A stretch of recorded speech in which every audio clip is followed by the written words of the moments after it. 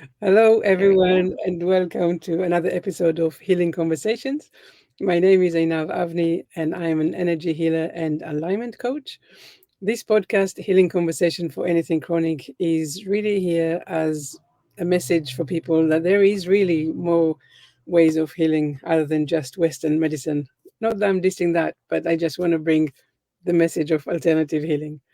Before we get started with all of the podcast and all that, I want to introduce today's guest, Helen Sernett. Helen, so lovely to have you here. I am so happy to be here. Thank you so much for having me. And I'm Thank you. excited to talk about this topic as well because my journey has really been about the power of sleep and how important sleep has been to helping me heal from a lot of issues that I was having. I am super excited about that. Absolutely. Before we get started on the conversation, I want to introduce you properly and read a little bit about your bio. So let's see. So Helen Okay. is the founder and host of the Sleep Lists podcast. Sleep Lists was founded out of Sernett's own necessity as her long fundraising career was drawing to an end. She found herself burnout and suffering from both anxiety and depression as a result of her career no longer aligning with her personal values and goals. One of her symptoms was insomnia. Today, she is much more well rested and much less on edge. In addition to producing and hosting sleep lists, she does voiceover work and speaks via virtual and in person events about her own experience with resilience, navigating change, and the power of neuroplasticity. When those activities aren't occupying her time, Helen is a mom and a wife, is enjoying family time, cooking from scratch in her kitchen, or cozied up with her Coco and family cat. Right. Yep. So He might now make an appearance. He might come and say hello while we're talking. He does that sometimes. that is very, very welcome to do that. Excuse me. But now I feel I know a little bit more about you. So let's get started. Tell us something about you. Where do we start? Well, I think I think the important thing from my story to start is that I really was dedicated and I thought very happy in my career for a long time. And I still love the nonprofit world and fundraising, and I love many, many, many of the friends and colleagues that I've met in that space. But the work that I was doing over time went from helping to build kind of a community of support around a specific mission to really being more about engaging with and catering to some of the richest people that one could expect to ever come in contact with. And that stopped aligning really well with my value system. I'm kind of a grassroots community person. Um, and that the more and more I got away from doing that grassroots community work, the better and better I got paid, but also the sicker and sicker I became. And that was the sort of way that my journey transpired through my career and what led me eventually to decide that I had to transition away from that and come to a new career and start a new chapter in my life in order to really be able to thrive and live a longer, healthier life. Yes, absolutely. And I am already really happy to hear that, a lot of the time people notice that they're not feeling so well or not so happy anymore, or maybe even feel that they're a little bit depressed or anxious, but they don't really know what to do. And I'm so impressed that you were able to pinpoint and understand that the work was not aligning with values. It's It took a long time. So much of my self identity was wrapped up in the fact that I was a fundraiser for nonprofit organizations, that I did good work, that I was changing the world one nonprofit at a time. That was kind of my tagline for my LinkedIn profile. So I really did, I had to get pretty far down my body's alarm system before I realized that I needed to leave the profession. And also, I was in a position of privilege where we were fortunate enough to have savings to fall back on, where I had time to decouple myself from this identity that I had made for myself and start discovering a new identity for myself too. But this is even more impressive, really, because, like you say, if something is in your identity level, to then say, "Hey, that's no longer me," it's even really doubly challenging than otherwise. I couldn't have done it without therapy, but I also needed to have a supportive network of friends and family. That was, I mean, I think if you don't have that system, find that system almost first, right? Before you start trying to completely find yourself again, because I did need a lot of support. I questioned myself all along the way. Am I doing the right thing? Am I a bad person? Am I a good person for doing this? So it was a challenge, and I don't want to minimize it. And I also don't want to minimize if somebody else is feeling that way right now, that it's to say that it was an easy thing to do. It's not, but it was the best thing to do. Like, zero regrets. And so that's the most important thing that I can say is, I would love to have been able to make that career be my only career, but I have no regrets having started a new path, and now I know I can do it, and I can, do this for a while, and I can do something else later too. I can have multiple chapters of my life. Absolutely, absolutely. I am just like I say, really, actually, really impressed that I know how hard it is to have something that you are so identifying with so much, and then to say, actually, this is not helping me. This is not what I want to do. I mean, I know a lot of people staying in jobs because that's paying, the jobs are paying the bills, and Mhm. they don't like the job, but they have no choice, and so they stay there. So for you to have that in your identity level, really identifying with that, to say, I'm not doing Yeah. that anymore. Really hats off It for that. started probably I started having issues physically. Like, I have always had heartburn issues. Like, whenever I'm stressed out, like my indigestion, like that's the first thing that I feel. Mm, But I started having like developing a rash, like essentially a stress rash.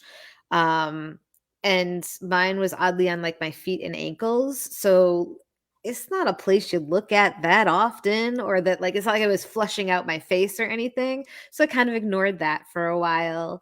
I did go see a dermatologist. They sort of were like, here's some cream, try it, see if it works. It was mm, um I also was getting higher and higher blood pressure readings every time I went to the doctor. And eventually I went to the doctor's office for something completely different. I thought, I went because I thought, I think I'm perimenopausal. And I went to the doctor, and I had a very good nurse practitioner, thankfully, who said, I'm not talking to you about women's health today. I'm talking to you about cardiovascular health today.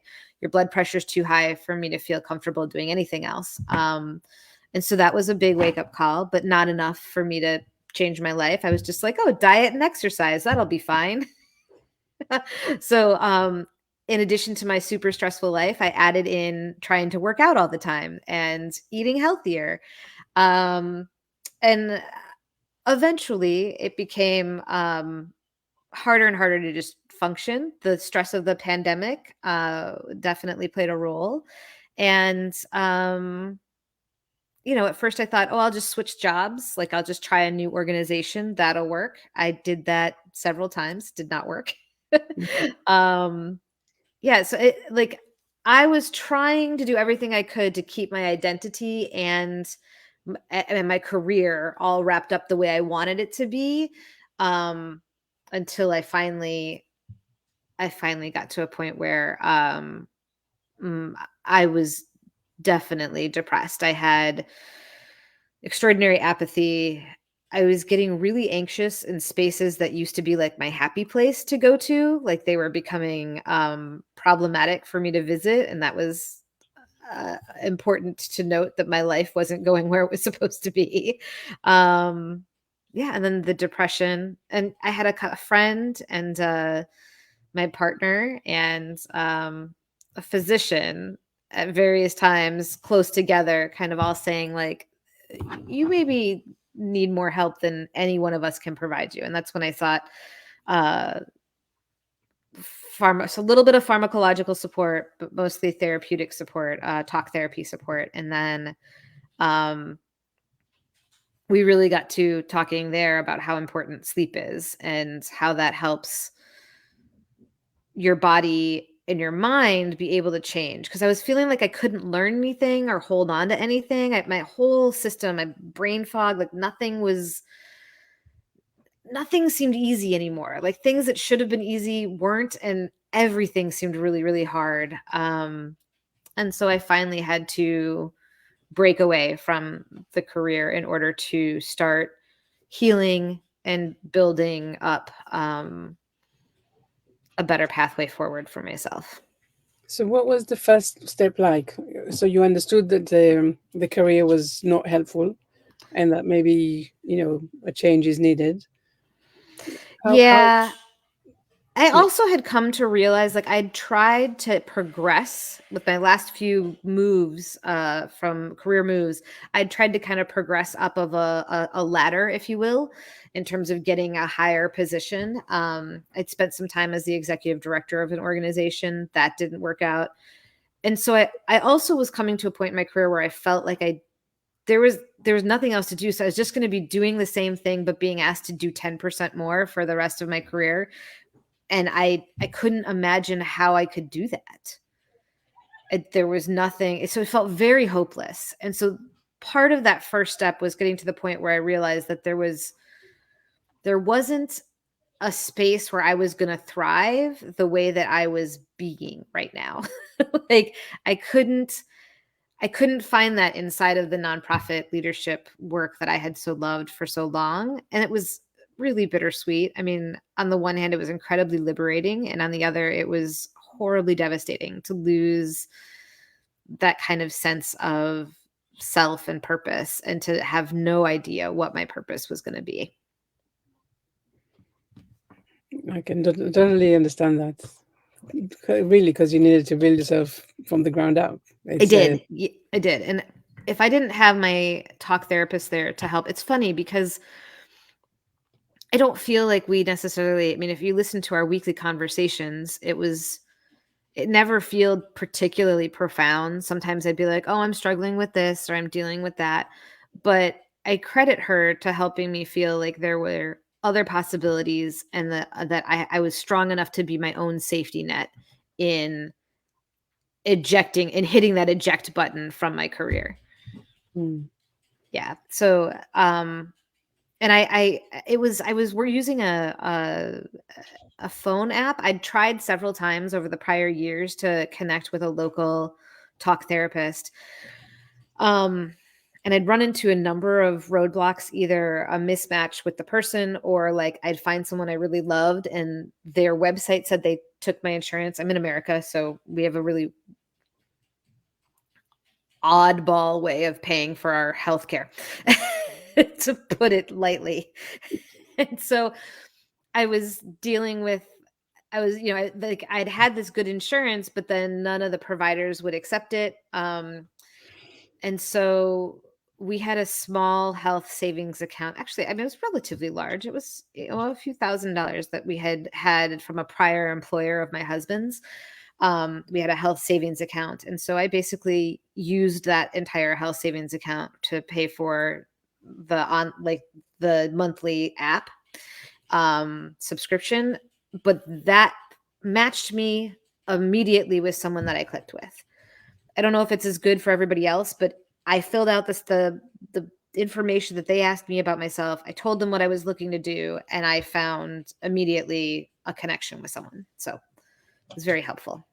yeah, yeah. We mentioned before. Yeah, that this app. Yeah, we have it here in the UK as well. Or yes, very very very helpful.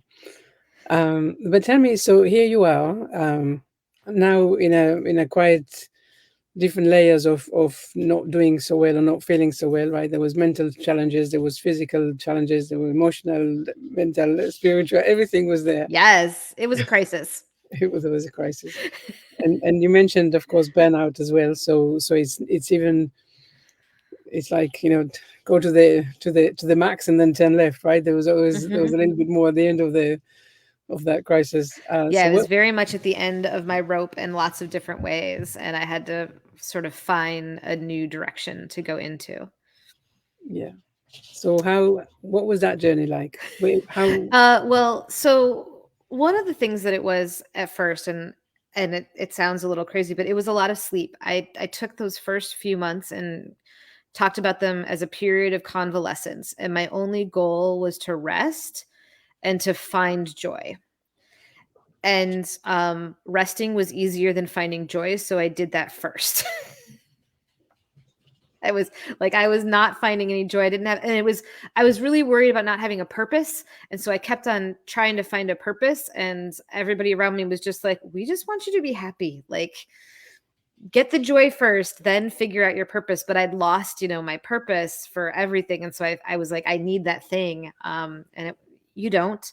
I mean, it's good to have a purpose in life overall, but you can lose your purpose and still find your way.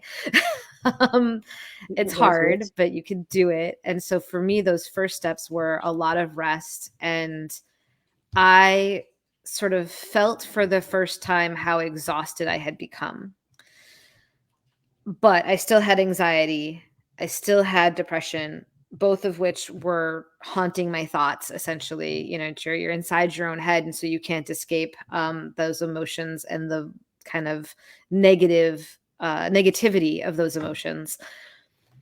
And so I needed to find a way to quiet that and turn it off so I could go to sleep. And to do that, I turned to some breath work that wasn't so good. I turned to lots of different audio things. And then I tried to find my podcast. Like, I tried to find, because it didn't exist. So I was trying to find somebody to just say something so boring that it would make me fall asleep. And there were all these people doing boring stories, but they weren't boring enough. Sleep meditations that ended too quickly, or that I felt I wasn't doing correctly, because there's a lot of stress and anxiety just about being good at stuff. White noise, classical music, yoga music. I mean, I tried all kinds of auditory things. Letting the TV go and just having people talk, like, that's a terrible thing to do. My poor partner, he's trying to sleep like a normal person with all of this going on. So he was a gem, a really, truly very supportive of my journey. And so ultimately I was like, well, I can't find the podcast that I want, so I'm just going to make it.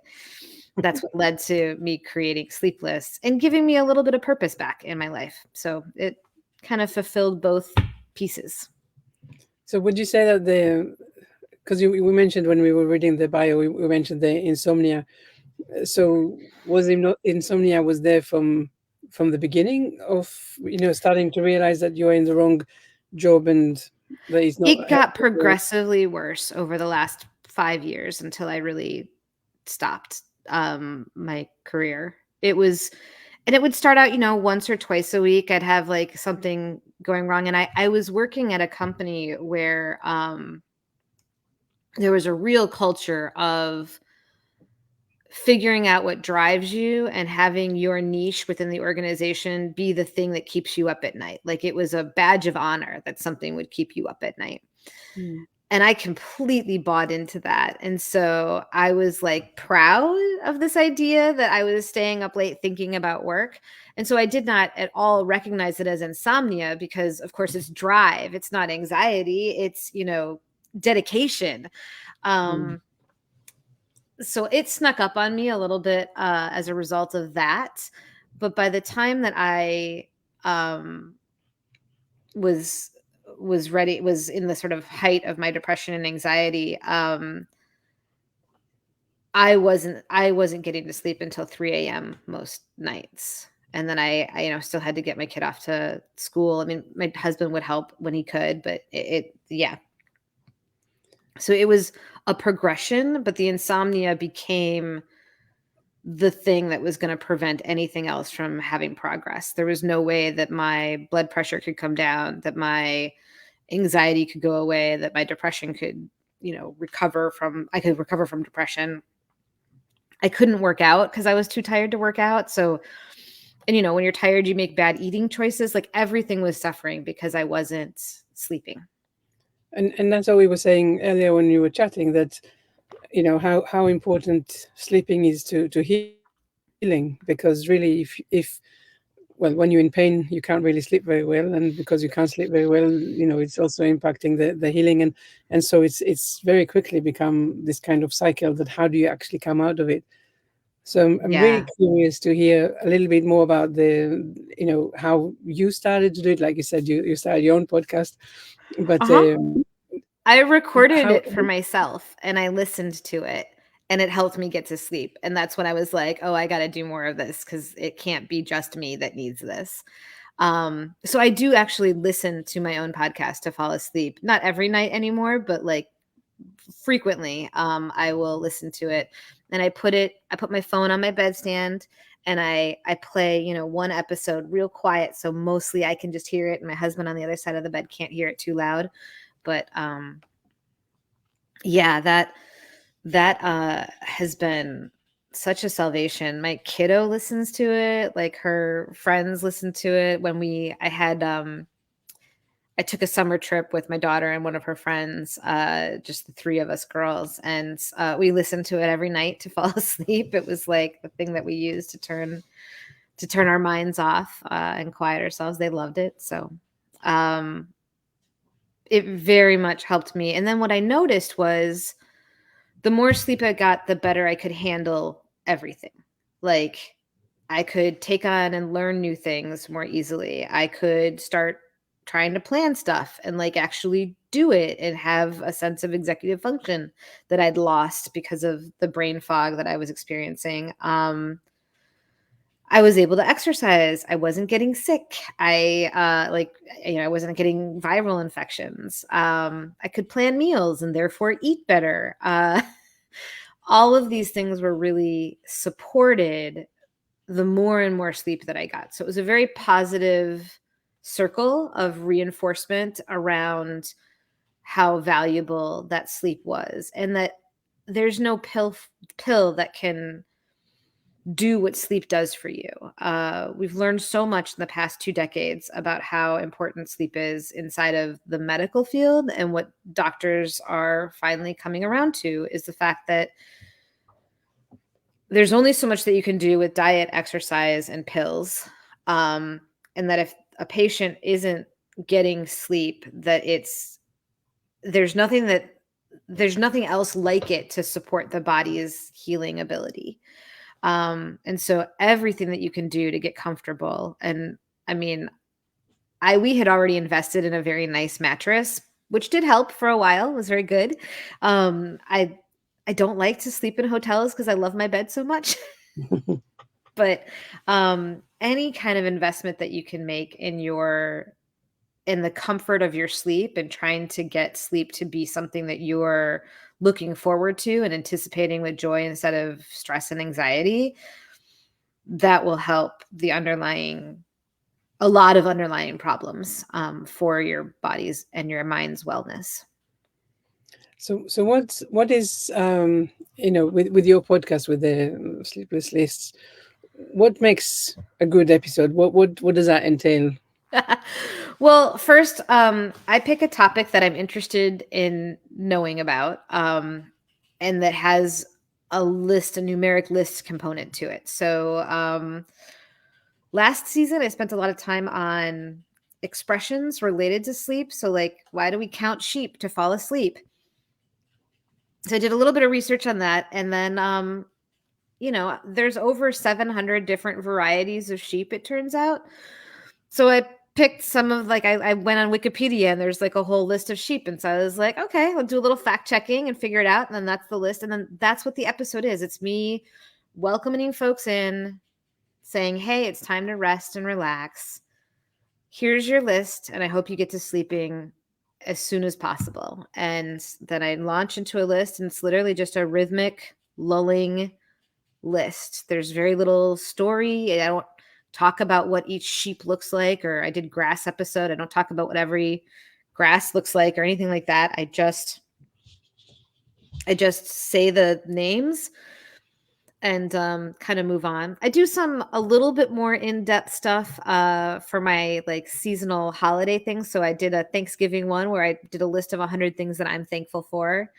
And I'm getting ready to publish a holiday one that is 100 gift giving trends throughout the last century. So like from 1919 all the way to 2022.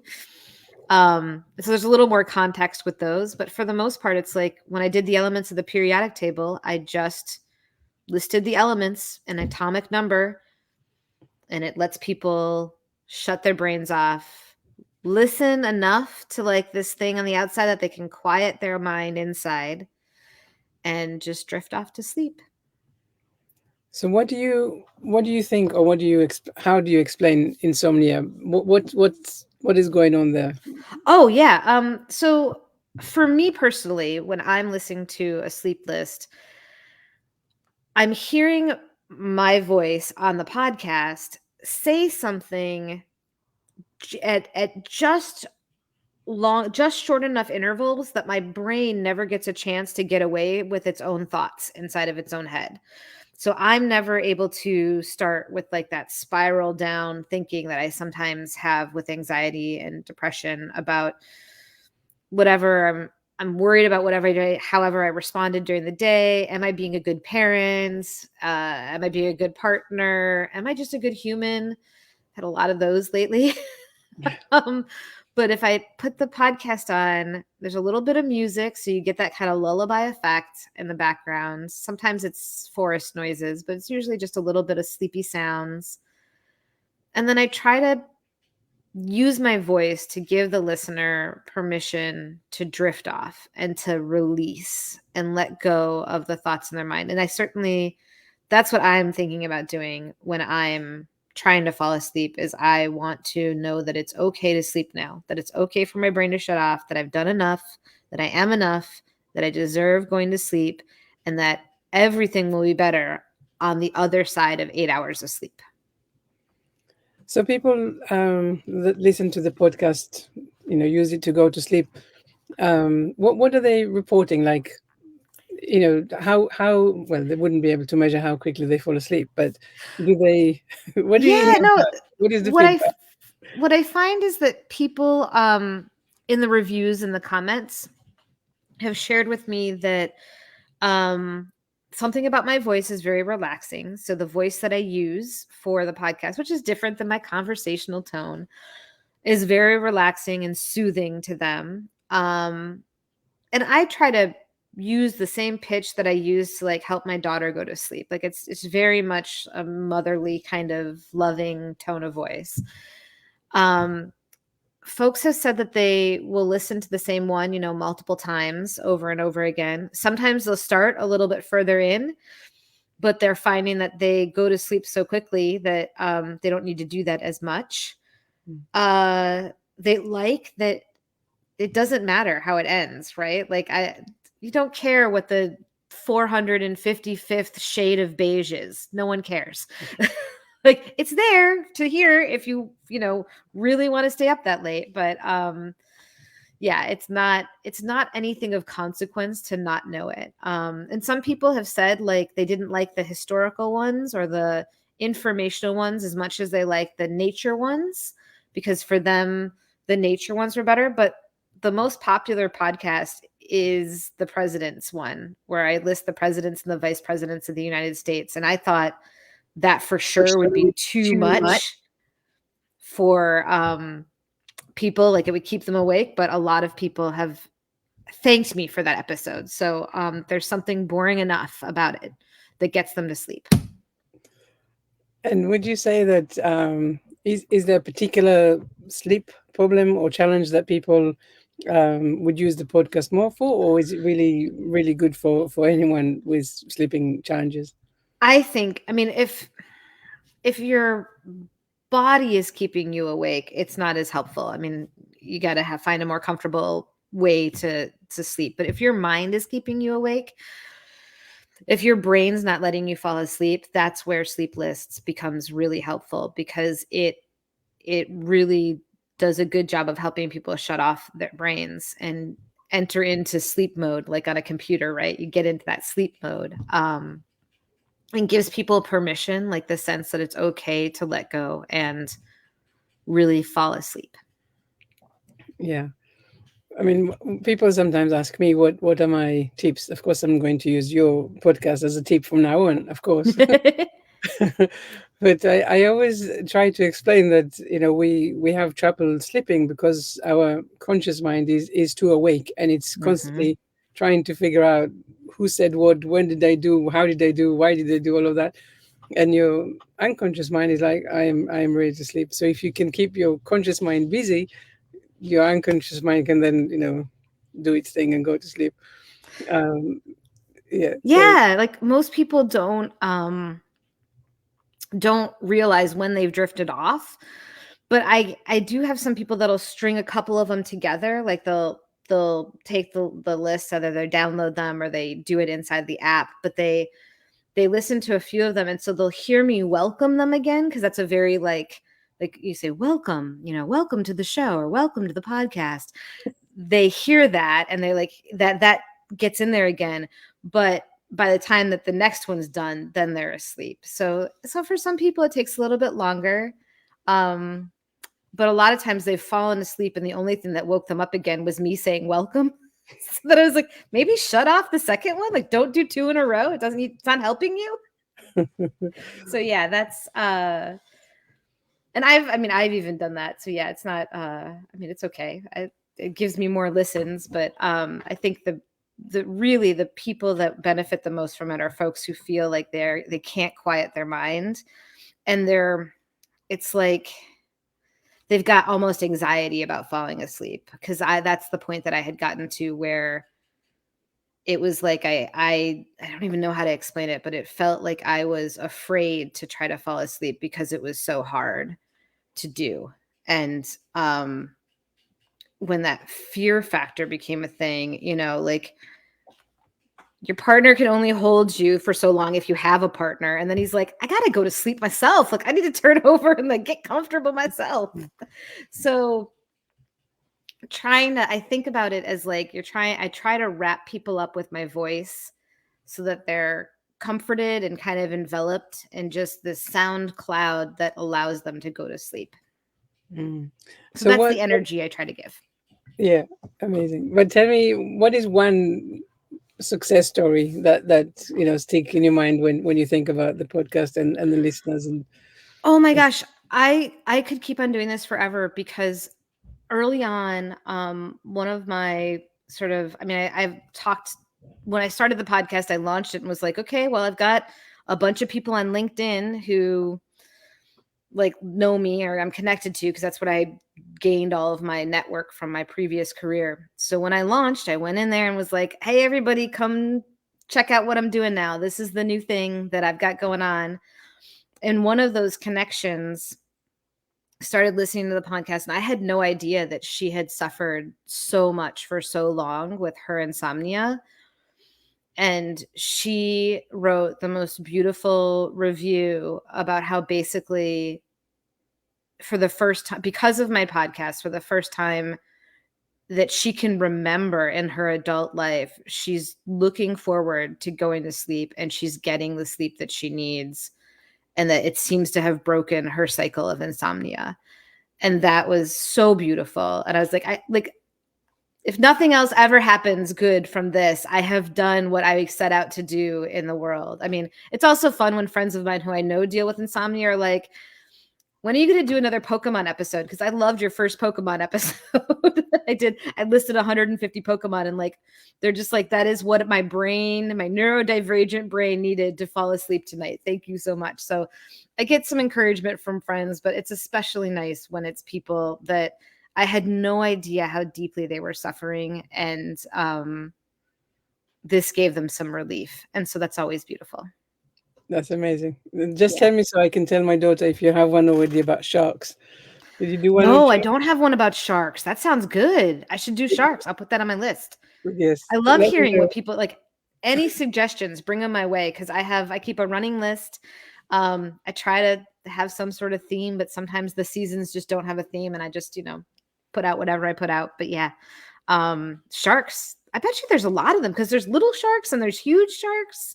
There's quite a few. Yeah, that'd be fun. I love Yes. it.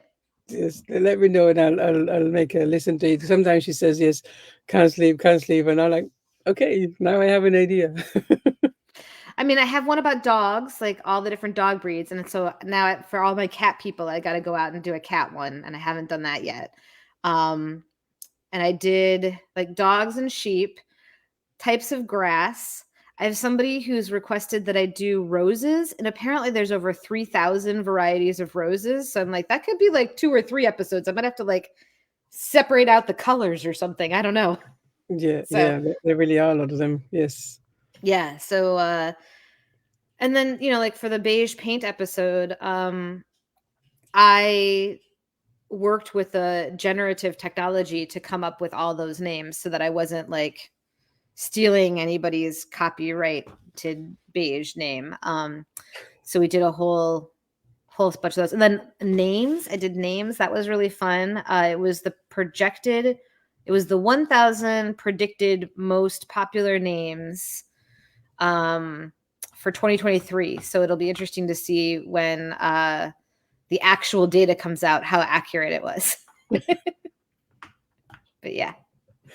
Well, it sounds like a lot of fun recording it and then I don't The know. research is like the inner nerd inside of me really enjoys doing the research on them. So like I try to always be accurate. Like if someone was going to like study the periodic table from my sleep list, I would not be leading them astray.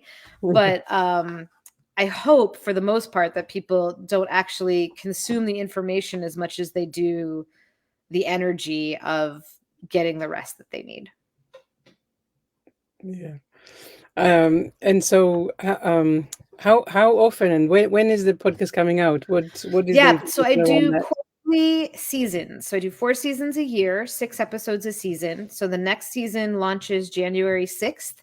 And then every once in a while, I do some fun one-off ones. I did a Thanksgiving one. I'm doing a holiday one coming up. So every once in a while, I do a little extra. But for the most part, it's the ends up being 24 episodes a year plus a couple bonuses. So, but I do them weekly for 6 weeks, and then I take a big pause for the rest of the quarter, and that just keeps me sane.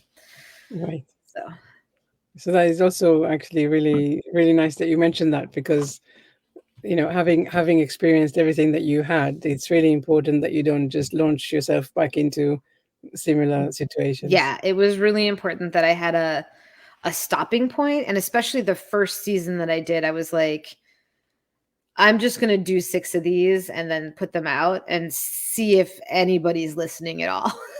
Because I did not want to commit to 3 years of it if it was going to be, not if I couldn't even get through the first 6 of them. So yeah, that quarterly schedule is really important to give me a break between the seasons, and just keep me, excited about them instead of annoyed by them. Yeah. So what is one message that you want to leave our listeners or watchers Oh with? gosh. You're worth the time and investment it takes to figure out how you can get the rest that you need. I think that is the most important thing. I burnt out because I didn't give myself the rest that I need. I mean, I wasn't aligned, but I was going so fast, I didn't even take the time to figure out what that meant until it was really far gone. And I was so lucky that I didn't, become suicidal, but I was quite depressed. And I can see how that can happen to anyone. And it's not bad people. It's just a bad situation, and your brain can get out of it, but you really do need to find a way to rest in order to heal your body and your spirit. Mm. So that's Absolutely. what I would say to everyone, that you're worth it, you're amazing, you're beautiful, but if you can find it within yourself to feel like you're worthy of that rest and sleep, that's the most important thing. Mm. Thank you so much, Ellen. I love this idea of the sleepless list. It sounds incredible, and I have a hunch that I know exactly what I'm going to be listening to tonight before I go to sleep. Well, thank you. Thank you so much for having me. Thank your listeners for tuning in and taking the time to invest in themselves and try to figure out, like you said, how they can find their path forward. There are so many ways to heal, and Western medicine does not give us all of the answers. It's diet and exercise, and for me, yoga, body movement. So there's a lot of things that come into it, but sleep for me was the one that felt like the heaviest piece. Once that puzzle piece fell into place, I had the energy and the opportunity to do more in all those other areas. So I just hope that they can find sleep lists. We're available at sleeplist.com. So it's very easy to find us. Check it out if you're having trouble sleeping. See if it works for you. And if it does, give it a follow. Wonderful. I love that. Thank you so much, Helen. Thank you so much for being here Thank with us. you. Take care and be well.